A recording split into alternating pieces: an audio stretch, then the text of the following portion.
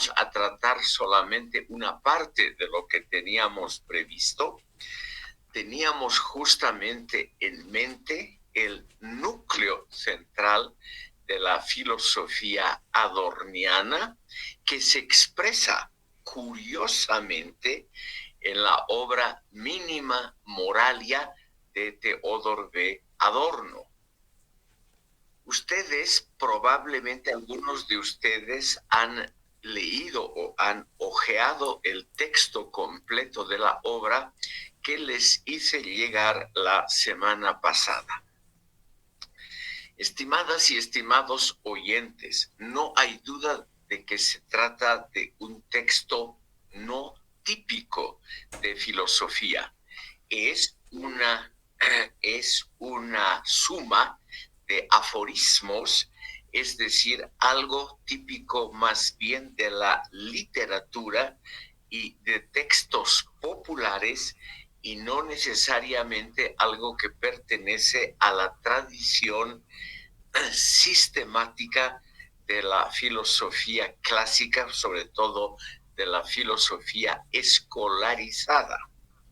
Sin embargo, y aquí viene el núcleo esencial, Adorno y sus muchos lectores consideraron a Minima Moralia como la obra central de la filosofía adorniana. Precisamente, este es el punto central, precisamente a causa del carácter fragmentario, aforístico, no sistemático de esta obra.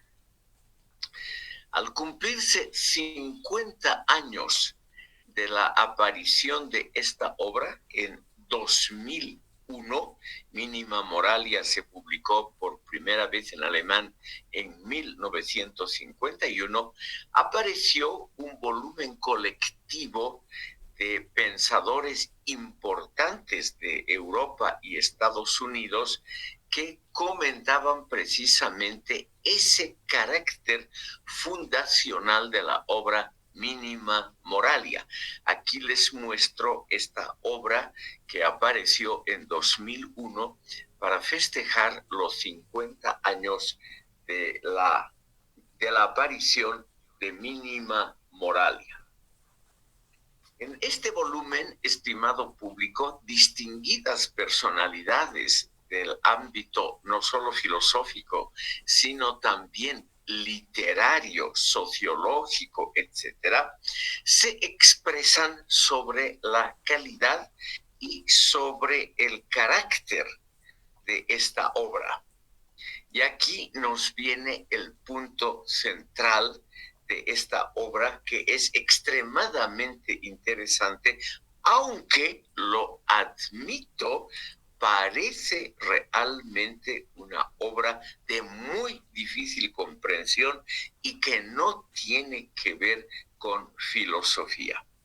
Pero ya el fundador de la Escuela de Frankfurt, Max Horkheimer, había explicado, estimados oyentes, que el carácter fragmentario de la filosofía frankfurtiana es una representación de la imposibilidad actual, es decir, ya a partir del siglo XX, la imposibilidad de expresar el mundo actual de manera sistemática, como lo habían hecho Aristóteles, Hegel, Marx, etc.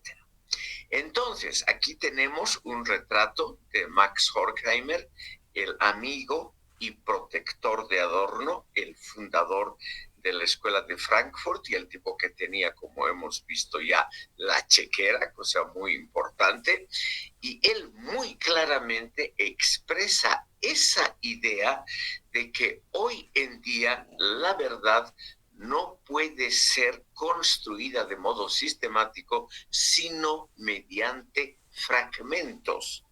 Y Minima Moralia, la obra de Adorno, cumple precisamente ese carácter totalmente fragmentario.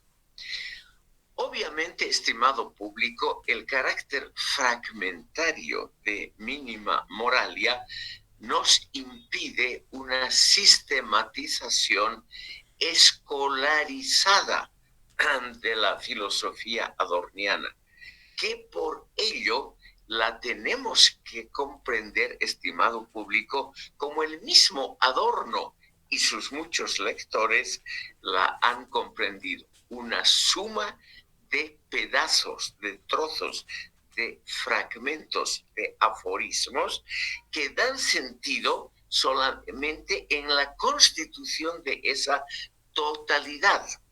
No da sentido los fragmentos aislados, sino unos con otros vistos, estimado público, como el intento de comprender el todo en un mundo como el mundo actual, descrito por Horkheimer y por Adorno como un mundo que ya no puede ser comprendido por una sola filosofía, por un solo intento, por más notable que sea este intento. Uno de los puntos centrales de todo este curso es reconocer, como lo han hecho Max Horkheimer, Adorno, Erich Fromm, claramente Herbert Marcuse, que todos ellos se consideraban inspirados poderosamente por el marxismo. Es decir, todos estos autores, aunque rara vez mencionan explícitamente a Karl Marx, todos ellos se han sentido profundamente inspirados por la teoría marxista. Pero, estimado público, y este es el punto central, todos ellos se han sentido como marxistas críticos, es decir, como lectores de la obra marxista, tratando al mismo tiempo de vislumbrar los límites, las limitaciones del marxismo para comprender el mundo contemporáneo, es decir, el mundo del siglo XX.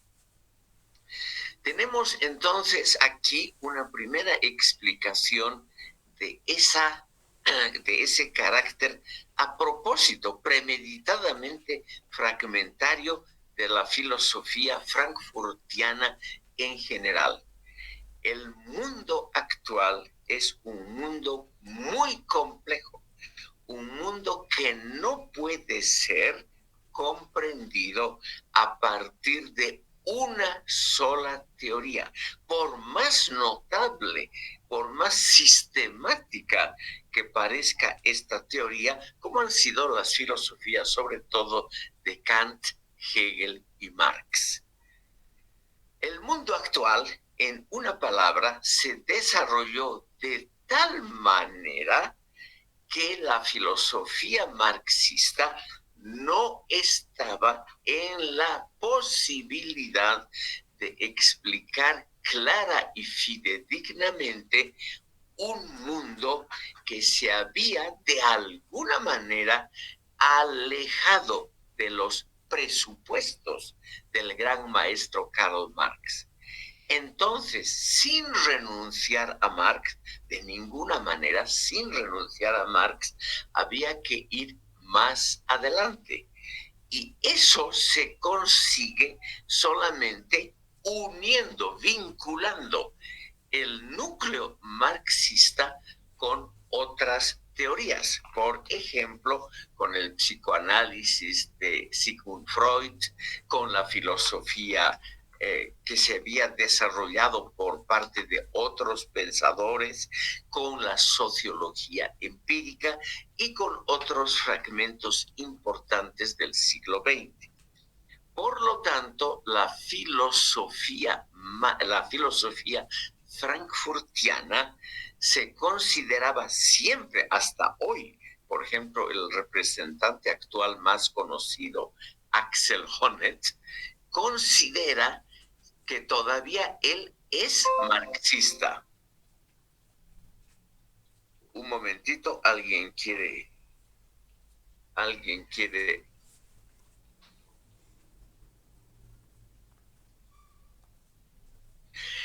Entonces, estimado público, como es un caso altamente complejo, tenemos que verlo desde la propia perspectiva en que los pensadores frankfurtianos se han visto a sí mismos. Se han visto a sí mismos frente a una realidad que no podía ser interpretada fidedignamente solo acudiendo a Marx, y había la necesidad de incluir otros enfoques, no necesariamente sustituir el enfoque marxista por otro, sino complementarlo. Y eso es lo que ha tratado de hacer Adorno en forma aforística en su obra Mínima Moralia. Pero ustedes dirán, es un texto muy complicado de entender. Además, es un texto que no parece tener ninguna conexión con el marxismo original. No es tan así.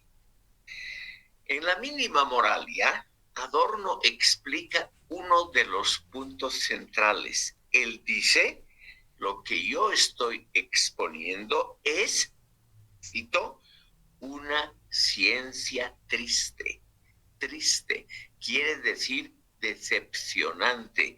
Una ciencia que no tiene ya más el optimismo que caracterizaba al marxismo primigenio y a su idea de la emancipación completa de la sociedad cuando se logre el socialismo, sin renunciar del todo, a esas grandes metas para la historia de la humanidad. Los frankfurtianos tratan de ver también las limitaciones del marxismo, y uno de los temas no ocultos, pero que no están claramente explicitados en la Mínima Moralia, es ver lo que le falta al marxismo. Desde el primer momento se nota en la Mínima Moralia una concentración en el tema clásico filosófico desde la antigüedad, la cuestión de la vida bien lograda. Y Mínima Moralia muestra que en la etapa capitalista, esa vida bien lograda es muy difícil de ser conseguida. Muy a menudo se repite esa idea, estimado público, de que la vida bien lograda es imposible dentro de la vida negativa, dentro de la vida deficitaria. Aparece ahí el famoso aforismo: no puede haber una vida correcta, una vida bien lograda dentro de una vida falsa, es decir, dentro de la totalidad falsa.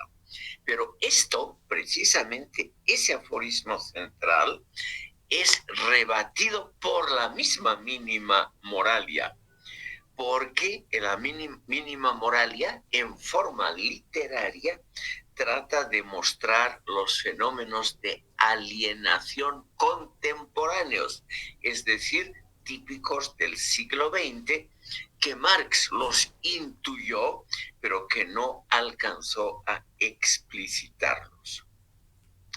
La relación entre la vida y la producción, todos estamos de alguna manera en el mundo burocrático o productivo, es una relación altamente contradictoria, compleja e imprevisible. Medios y fines se vuelven, estimado público, difícilmente alcanzables. Eso es uno de los puntos centrales. Por lo tanto, estimado público, no se puede, en forma de un tratado sistemático, como fue el Capital de Marx o la Fenomenología de Hegel, no se puede en esa forma sistemática explicitar cuál sería la relación entre la vida individual y la colectiva y la posibilidad de lograr una vida correcta, bien lograda, en un mundo que parece alejarse de esa vida bien lograda y reducirse al consumo masivo. Es decir, hay que admitir que Mínima Moralia es un texto extremadamente complejo y caótico, pero ese sentido caótico, estimado público, está hecho a propósito. Es como un reflejo de la vida en el siglo XX, una vida que no puede ser representada muy claramente como todavía lo querían los marxistas, la gente progresista de la época de Adorno. Casi todos los oyentes en las clases de Adorno eran estudiantes de ideas progresistas que querían naturalmente también, estimado público, querían saber a dónde va el mundo, qué podemos contribuir concretamente para mejorar el mundo. Y Adorno les muestra que eso es un problema extremadamente complejo. No es imposible, pero es extremadamente complejo.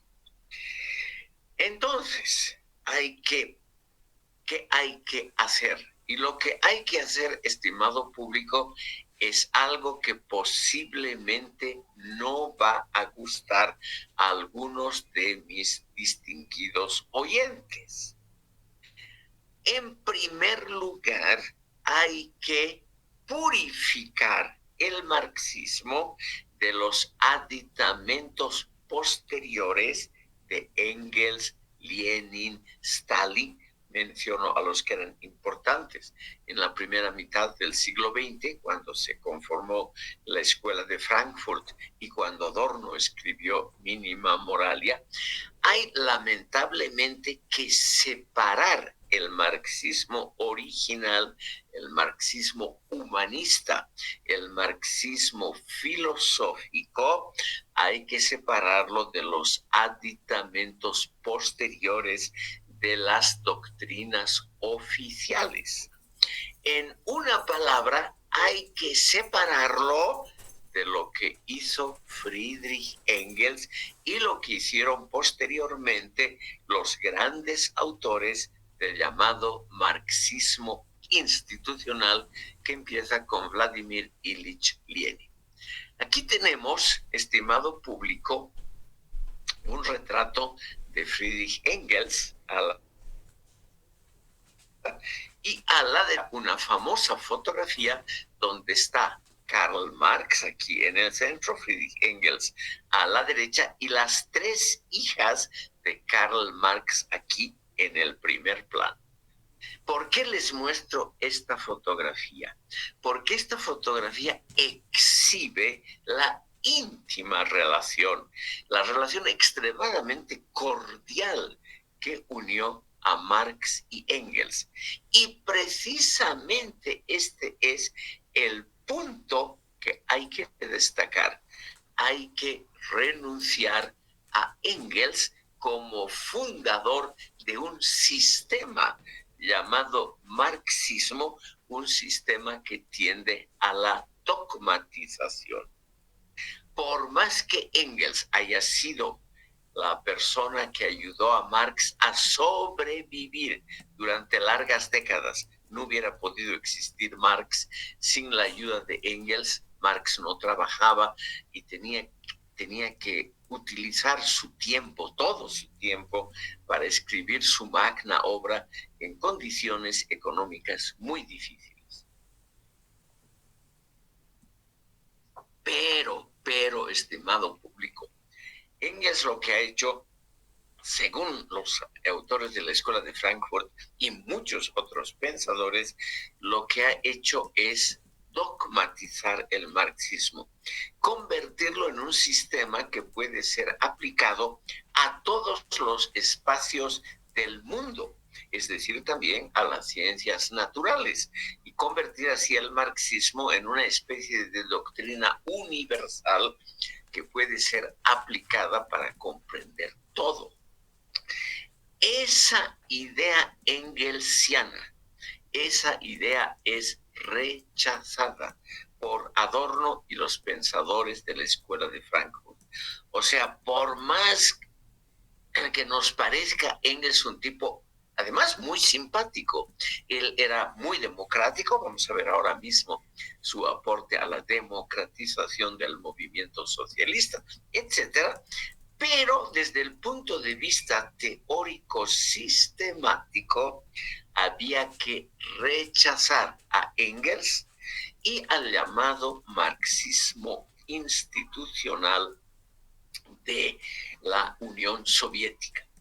Adorno, Horkheimer y todos los miembros de la Escuela de Frankfurt jamás tuvieron una sola palabra amable para el socialismo que se construyó en la Unión Soviética y posteriormente en Europa Oriental, en la China, Cuba, etcétera, etcétera.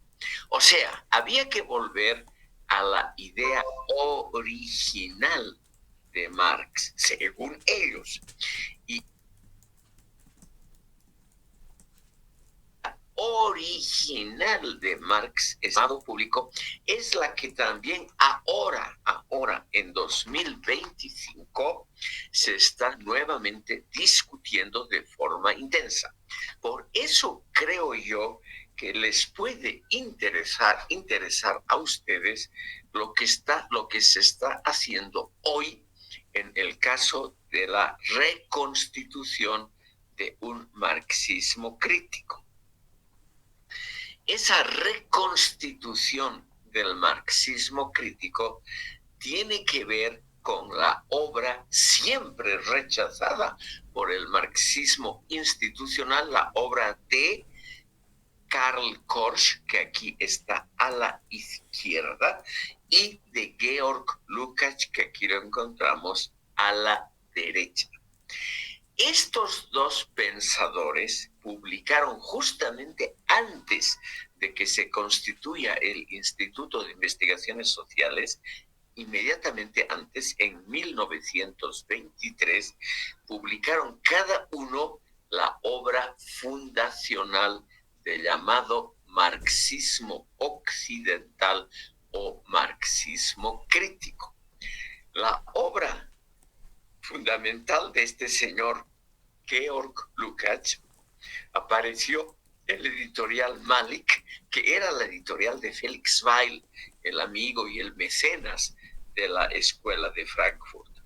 Entonces, estimado público, aquí tenemos justamente a los pensadores de ese marxismo crítico original con Georg Lukács al frente. Permítanme una palabra solamente sobre este pensador. Georg Lukács también se lo conoce como George Lukács en húngaro. Era un representante de lo que podríamos llamar el marxismo occidental solo en una etapa de su vida.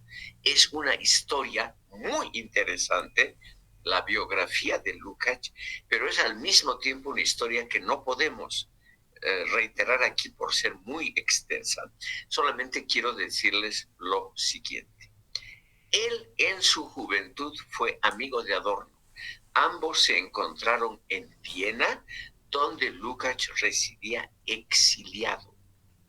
En la primera mitad de la década de 1920 a 30, durante toda esa década, de 1920 al 30, Adorno pasó muy largas temporadas en Viena, en conjunción con Lukács, porque Adorno quería ser compositor musical. Nuestro autor, ustedes saben, este módulo está dedicado principalmente a Adorno. Adorno quería ser compositor de música clásica, pero ultramoderna. Y fue a Viena porque allí se encontraban dos compositores, Alban Berg y Arnold Schoenberg, que en su momento eran los que proponían la música atonal o dodecafónica. Esa música es la que Adorno trató de componer y hacerla avanzar. Eso no le interesaba para nada a Lukács, quien en sus muchas reuniones en los grandes cafés de intelectuales de Viena trató de convencer a Adorno de que se pliegue a un marxismo crítico. Ese marxismo crítico, estimado público, significaba renunciar a Engels, a Lenin, a Stalin, a todos, a Bukharin, a Trotsky, a todos los pensadores que de alguna manera estaban relacionados con el mundo institucional. Renunciar a todos ellos. Renunciar no significa dejar de leerlos, de ninguna manera. El propio Lukács ha escrito un libro sobre Lenin. Pero una cosa es leer y otra cosa es naturalmente afiliarse a esa tendencia. Entonces, lo que han hecho estos dos pensadores en esas obras que aparecieron simultáneamente en 1923 es crear un marxismo diferente del que se ha propagado por medios muy poderosos institucionales, con la muy poderosa propaganda de la Unión Soviética y de la llamada Internacional Comunista, la Tercera Internacional, que en esos años fue muy, muy fuerte. Esa tendencia a separarse de Engels, Lenin, Stalin, no es tan impopular. A partir de 2018, una de las revistas más importantes de ciencias sociales de América Latina, Nueva Sociedad, que se publica en Buenos Aires, se ha propuesto precisamente la renovación, la modernización, la actualización del marxismo. Y ese marxismo, estimado público, es un marxismo que renuncia explícitamente a estos pensadores que podríamos llamar adicionales.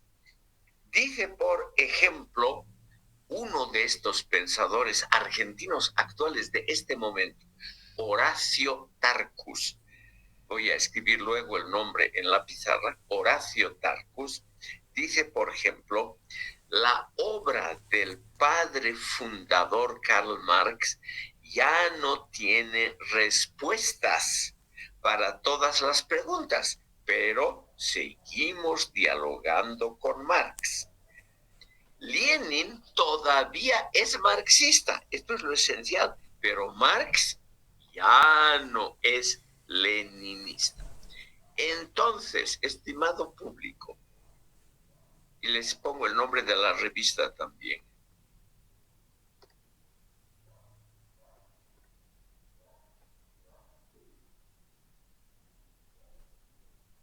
es muy fácil acceder a todos los números de Nueva Sociedad, muy fácil y completamente gratis. Basta que ustedes digiten justamente Nueva Sociedad y entran a todos los números gratuitamente de la revista. Estos pensadores, estimado público, a partir de 2018, que es el bicentenario del nacimiento de Marx, están haciendo un enorme esfuerzo por retornar a un marxismo crítico. Por ejemplo, el ensayo de este hombre que les he puesto en la pizarra el nombre, Horacio Tarcus, se llama Marx ha vuelto, paradojas de un regreso inesperado, donde él dice eso, Lenin puede seguir siendo marxista, pero Marx ya no es leninista. Es decir, hay que dejar de lado esa tradición del marxismo institucional extremadamente poderosa, fuerte, popular, porque no ayuda a comprender el mundo moderno. Y es una tendencia que partió también de otro gran renovador del marxismo, que fue el argentino José Aricó. José Aricó, a partir de más o menos de 1970, también trató de fundamentar un marxismo que se parece mucho al esfuerzo de la Escuela de Frankfurt. Y eso, estimado público, es lo que ha inspirado después de todo también Adorno. Entonces, fíjense ustedes las curiosísimas complicaciones, relaciones, vinculaciones que tiene la Escuela de Frankfurt. Es decir, a pesar de que estos dos señores que están en pantalla, Korsch y Lukács, nunca fueron miembros de la Escuela de Frankfurt, nunca, pero la obra de ambos ha servido poderosamente para crear un marxismo crítico, un marxismo actualizado, un marxismo que esté de acuerdo a las épocas modernas. Quiero mencionarles brevemente, cómo Adorno y justamente su obra Mínima Moralia han influido sobre este marxismo moderno, contemporáneo, crítico, abierto al mundo, etc. Eso es muy interesante.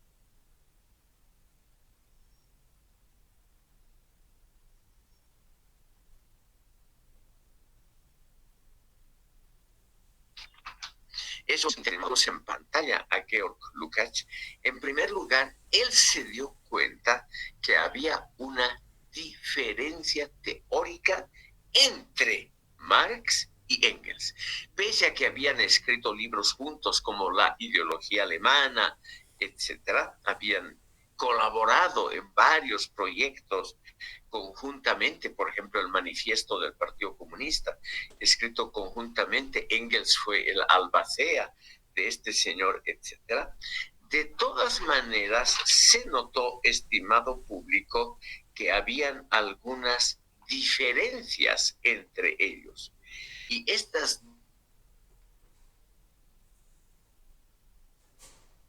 diferencias entre ellos son realmente importantes. Importantes porque Engels es el que participó más intensamente en la parte institucional que podemos llamar de la Primera y Segunda Internacional. Engels, estimado público, es el que a partir de la muerte de Marx, 1883, y especialmente a partir de 1890 hasta su muerte en 1895, estaba convencido de que el marxismo se iba a transformar automáticamente en la gran religión en la gran ideología de las clases populares, porque el partido de ellos, que se llamaba el Partido Social Democrático Alemán, ese partido estaba ganando cada vez más adeptos y se volvía cada vez más fuerte en las elecciones parlamentarias alemanas. Efectivamente, hasta las elecciones de 1914, inmediatamente antes de la Primera Guerra Mundial, el Partido Social Democrático aumentaba y aumentaba su caudal de votos y por lo tanto aumentaba también, estimado público, aumentaba su fuerza política. Entonces, Engels consideró que el socialismo se iba a imponer en Europa, en los países más desarrollados, pacíficamente, mediante elecciones, y que no iba a ser necesaria ya una revolución violenta, como tal vez la tuvo todavía en mente el joven Marx. El gran pensador de la primera renovación, primera actualización del marxismo es, estimado público, este señor que está aquí en pantalla, Eduard Bernstein. Ruego considerar a este pensador que ha tenido muy mala prensa dentro del movimiento socialista, porque es el primero, estimado público, que dijo el marxismo, y ya en la teoría original de Marx, sin entrar a Engels, es insuficiente para comprender el mundo moderno. Bernstein no era cualquier marxista, estimado público. Él era el albacea de Engels, o sea, el encargado de la herencia de Engels. Él heredó todos los papeles de Engels. Y como Engels había sido el albacea de Marx, todos los papeles, las obras inéditas de Marx cayeron a fines del siglo XIX en manos de este señor, que era un alto dirigente del Partido Socialdemocrático Alemán, Eduard Bernstein. Lo más interesante de este señor Bernstein, estimado público, es que él notó, el primero dentro del movimiento marxista, que la teoría original de Marx tenía un problema en el núcleo mismo, su capacidad de pronóstico, la capacidad de hacer cálculos sobre el futuro estaba equivocada. Eso es muy, muy interesante y naturalmente muy doloroso, inaceptable para los marxistas. Dos elementos centrales de la teoría del Marx original, según Bernstein, no tenían asidero en la realidad. La teoría de la pauperización progresiva del proletariado y la teoría de la polarización de clases. O sea, según Bernstein, el proletariado no se había empobrecido cada vez más, como lo había pronosticado Marx, en eso seguía Engels a Marx, ni tampoco se había producido esa polarización solo entre dos clases, sino que la estructura social de las naciones más desarrolladas, Gran Bretaña, Francia y Alemania, seguía siendo una estructura múltiple. Las clases medias se habían mantenido y habían aumentado su poder en la estructura de clases. Por lo tanto, el marxismo no servía como ciencia que pronostica el futuro, por lo tanto, como una ciencia que pronostica la inevitable victoria del proletariado y del socialismo.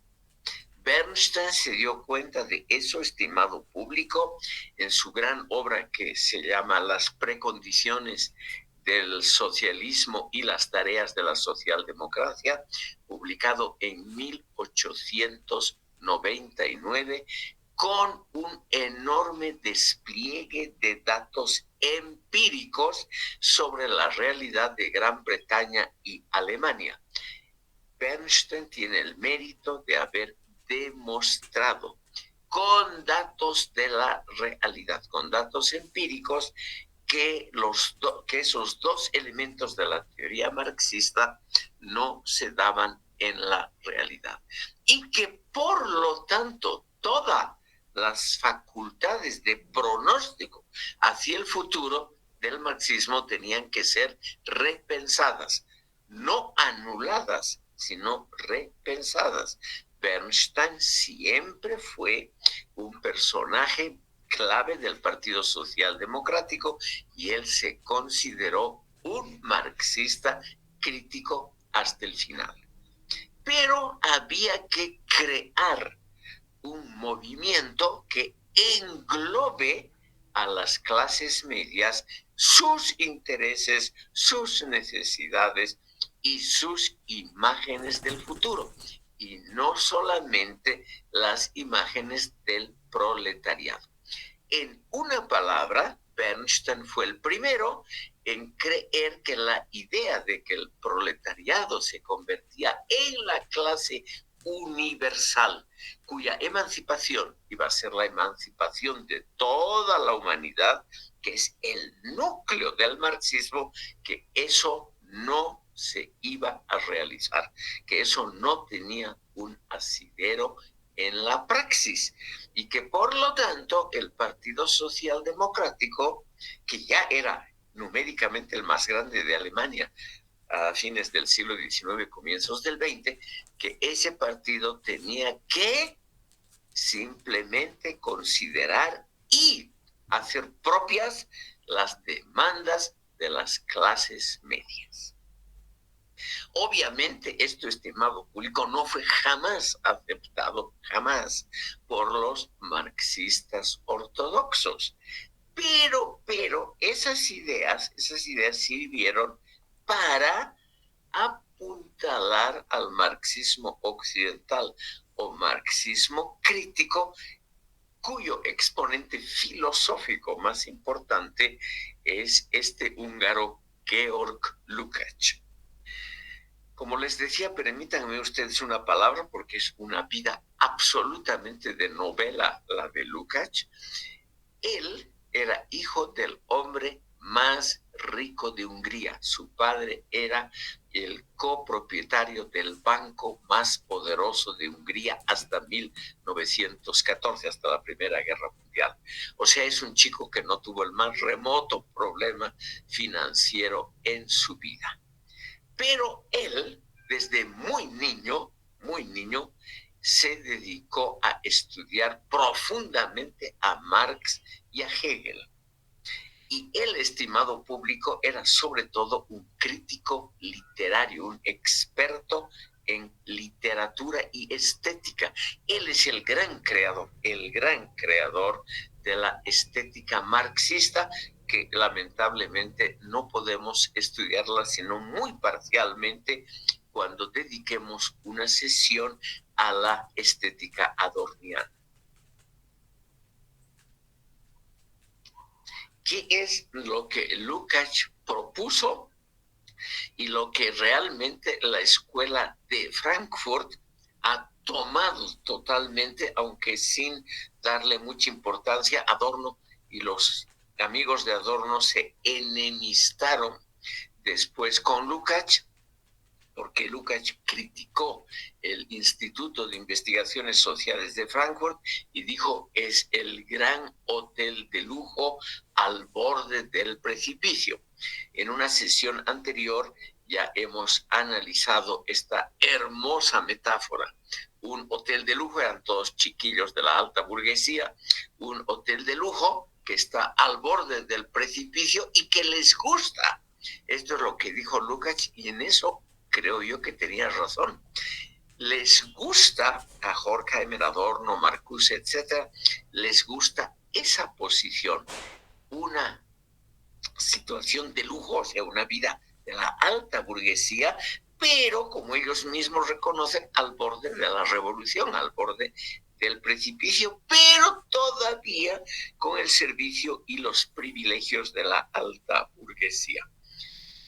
Eso era en el fondo la verdad. No les gustó a los frankfurtianos y nunca le tuvieron simpatías a Lukács. Además, porque Lukács tuvo una vida política, lo cual no tuvieron los frankfurtianos, llena de vueltas y revueltas muy complicadas. Lukács escribió su obra Marxismo. Perdón, aquí vamos a ponerlo otra vez a Lukács. Su gran obra, estimado público, es Historia y Conciencia de Clase, aparecida, como les dije, en 1923 en la editorial de ellos, de Felix Weil, el editorial que fomentaba las obras de la Escuela de Frankfurt. Pero él como era miembro del Partido Comunista Húngaro y había sido comisario del pueblo, es decir, ministro del breve gobierno bolchevique que hubo en Hungría en 1919, él había sido comisario del pueblo para educación y comandante del quinto ejército de la Revolución Húngara, que fue derrotada en 1919. Él tuvo que vivir en el exilio en Austria, donde intimó con Adorno en esa década de 1920. Pero él, un alma realmente atormentada, Adorno ha escrito un bello ensayo sobre el alma atormentada de Lukács, ensayo que lo vamos a tratar más adelante. Estimado público, este señor no pudo aceptar, no pudo digerir que el partido húngaro y el de la Unión Soviética se pongan en contra de su obra Historia y Conciencia de Clase. No solamente que la critiquen, sino que declaren que es incompatible con el marxismo.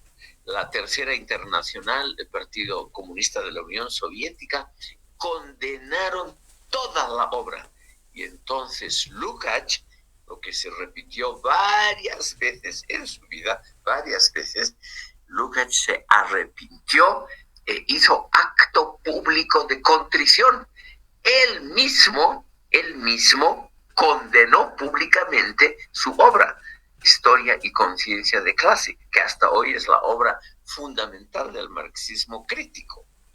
Y lo mismo le pasó a Lukács en 1930 con las llamadas tesis sobre Blum. Lo mismo le ocurrió en 1956 cuando él apoyó la revolución húngara antisoviética que tomó el poder en Hungría brevemente en octubre-noviembre de 1956. Es decir, muchas veces en su agitada y larga vida, Lukács tuvo que desdecirse, tuvo que criticar y tuvo que realmente separarse de la propia obra. Él en vida nunca permitió la reedición de su obra cumbre, Historia y Conciencia de Clase. Un alma realmente atormentada, a la cual Adorno, vamos a ver, le ha dedicado un hermoso ensayo. De todas maneras, estimado público, hoy tenemos una situación similar. No solo este pensador que les he mencionado, el argentino Horacio Tarcus, sino muchos pensadores latinoamericanos creen que es necesaria una renovación, una actualización, una modernización del marxismo, como por ejemplo el peruano Carlos Franco, el argentino José Aricó y muchos otros nombres que los vamos a ir mencionando aquí a lo largo de este curso, porque realmente todos ellos han sido grandes lectores de la Escuela de Frankfurt y obviamente de la obra de Adorno. Avanzaremos un poquito y terminaremos, estimado público, de ver la Mínima Moralia. Como les dije, esta obra fue inspirada poderosamente por las discusiones acerca de la necesaria actualización, renovación del marxismo. Y Adorno ha seguido en esta obra un estilo aforístico que trata de ganar a los lectores. Por eso parece una obra fácil, pero es una obra, yo reconozco, muy complicada y de muy difícil lectura. Es una obra que parece toda improvisada. Los aforismos son 153 aforismos, aparentemente no tienen mucho que ver unos con otros. Pero, estimado público, curiosamente, todos están engarzados en lo que el propio Adorno ha llamado una suma, es decir, un conjunto de ideas, un conjunto que parece a primera vista, pero que es un conjunto muy interesante de ideas. El núcleo teórico está en el aforismo número 1, que se llama Para Marcel Proust, que lo hemos comentado en la sesión anterior, donde Adorno, estimado público, toma partido por el diletantismo. Aunque a ustedes les parezca, con mucha razón, una cosa muy secundaria, sin la más remota importancia, etcétera, etcétera, curiosamente, esta idea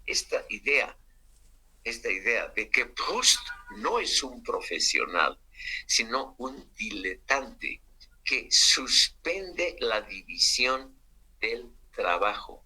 O sea, el diletante, el aficionado, es aquel que no es un profesional, sino es precisamente aquel que hace un poquito de todo.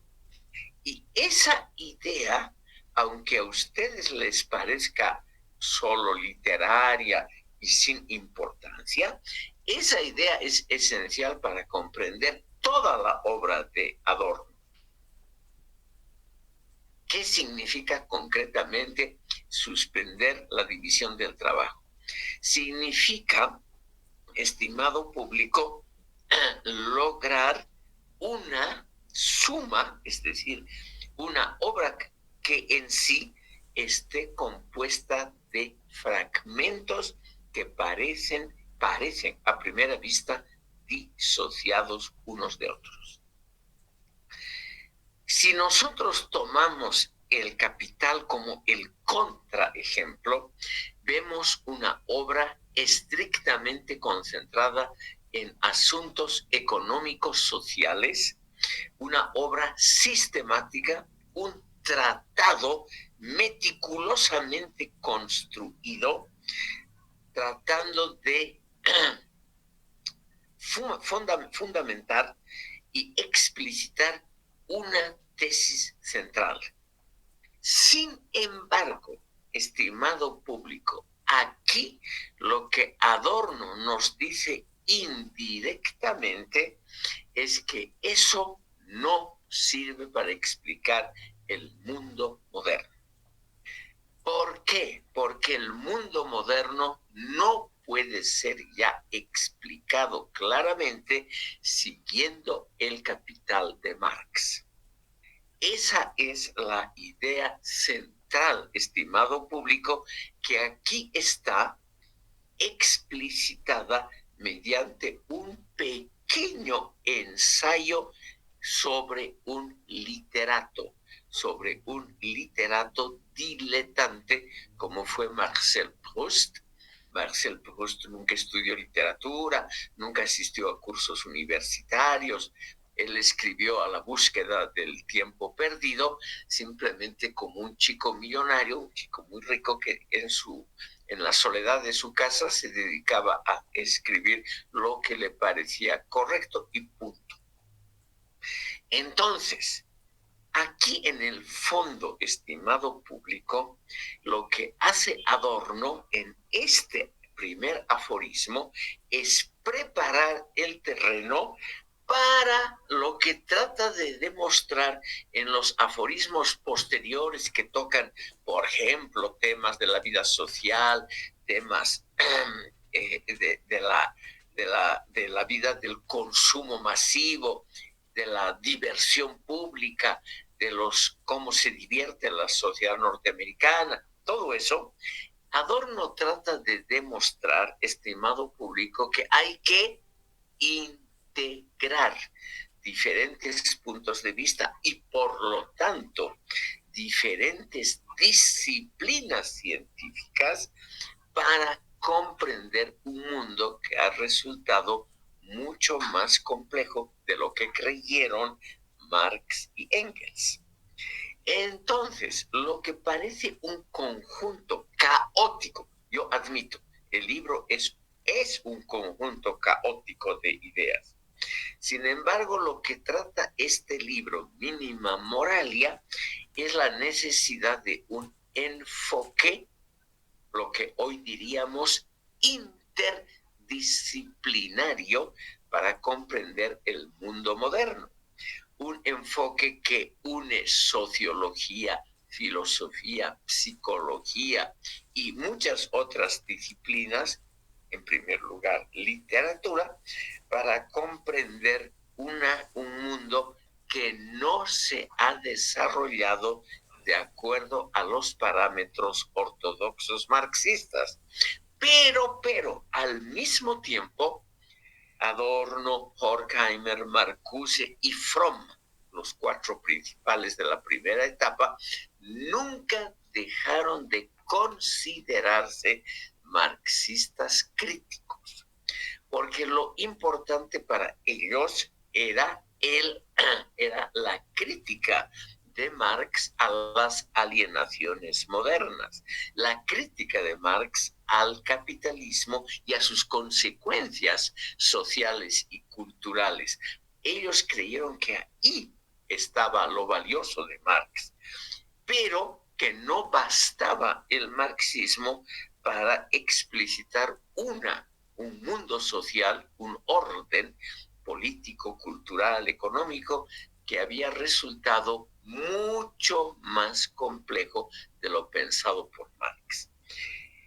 Y en obras posteriores vamos a ver, esto lo digo solo entre paréntesis, vamos a ver, estimado público, que la enorme complejidad de obras como El Capital, los Grundrisse, etcétera, etcétera, obras muy, muy complejas, curiosamente no están en condiciones de comprender la complejidad del mundo que Marx dice estudiar.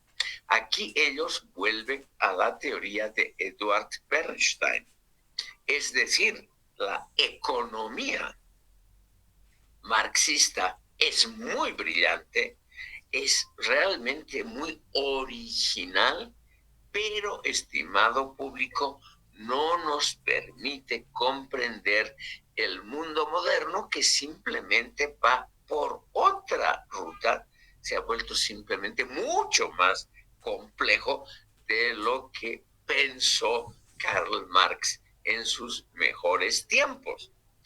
Por ello es la absoluta necesidad de un mundo, estimado público, de un mundo que considere las teorías de Bernstein, la sociología empírica norteamericana, el psicoanálisis freudiano, etcétera, etcétera.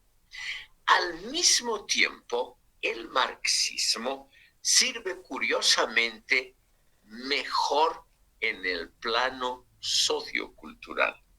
Eso es otra de las afirmaciones permanentes de la Escuela de Frankfurt. Porque Marx, sobre todo en los primeros escritos, hasta 1848, en esos escritos desechados por Louis Althusser, por Maurice Merleau-Ponty, etc., ese Marx humanista, eso es lo rescatable del marxismo. Es decir, hay cosas que merecen ser salvadas de la cultura, por ejemplo, el deseo del ser humano de no ser un mero engranaje de una burocracia o de una empresa. Marx mismo, y eso lo señala Adorno, Marx mismo en la ideología alemana lo explicitó en forma muy brillante.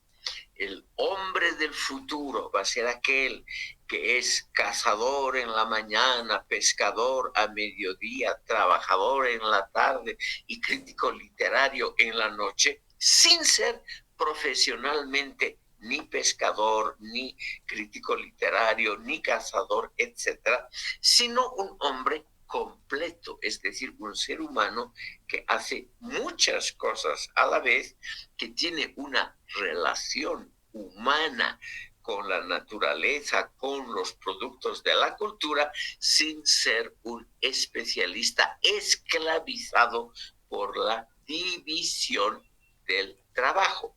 Eso es lo que Adorno insiste. La división del trabajo que Marx creyó que era un signo indeleble del capitalismo, esa división debe ser superada.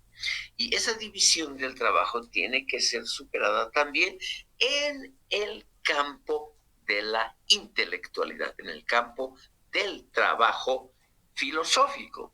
Por lo tanto, no hay que despreciar los otros aportes. Y uno de los aportes centrales, que lo vamos a ver posteriormente, es naturalmente el aporte de la razón dicotómica de Max Weber. Estimado público, este es uno de los puntos absolutamente centrales de todo el curso. Si ustedes leen la obra de Kant, de Hegel y de Marx, van a ver que todos ellos nunca han considerado que la razón, el racionalismo, puede tener facetas muy disímiles entre sí.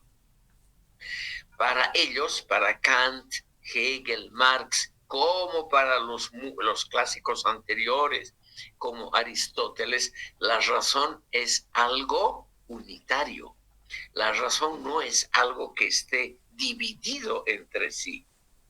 El gran mérito de este sociólogo, Max Weber, es haber diferenciado entre una razón instrumental y una razón humanista global.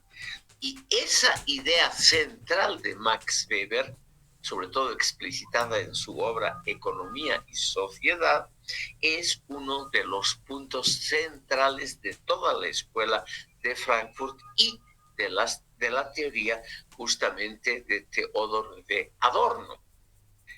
Vamos a ver posteriormente cómo Adorno ha criticado muy severamente lo que se deriva de la razón instrumental, si la razón instrumental no está limitada, guiada por la razón humanista.